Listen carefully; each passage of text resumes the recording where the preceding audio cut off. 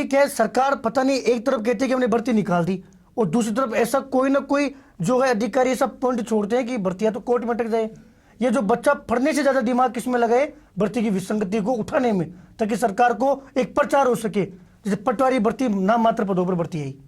अब एक तो तरीका ये था कि इसमें कोई विसंगति नहीं होती तो सीधा युवा तैयारी करता। अब सरकार ने विसंगति छोड़ दी, अब लड़ो। अब युवा लड़ेंगे तो कम से कम प्रचार तो होगा कि राजस्थान में पटवारी की भर्ती है। आप देखिएगा ईडब्ल्यूएस, ओबीसी, एससी एसटी के आरक्षण से भी छेड़छाड़ी, ओबीसी के आरक्षण से भी छेड़छाड़ी। कैसे बर्दाश्त कर गए युवा? पिछले सूचना सहायक की भर्ती थी साहब, 21% के हिसाब से पद देने थे, इन्होंने नाम मात्र के 10 और 11% के हिसाब से पद दिया।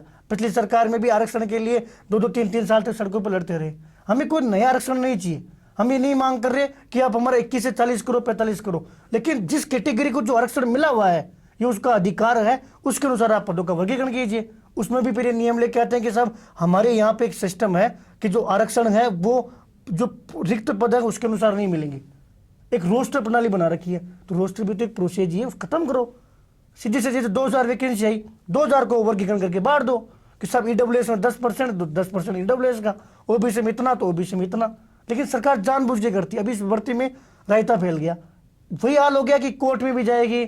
आगे भविष्य में कई जो पक्ष विपक्ष के नेता हैं वो प्लान कर रहे हैं, जो माननीय मुख्यमंत्री जिसको पसंद नहीं करते पक्ष में बैठे हुए लोग, वो भी फील्ड में ऐसा काम कर रहे हैं।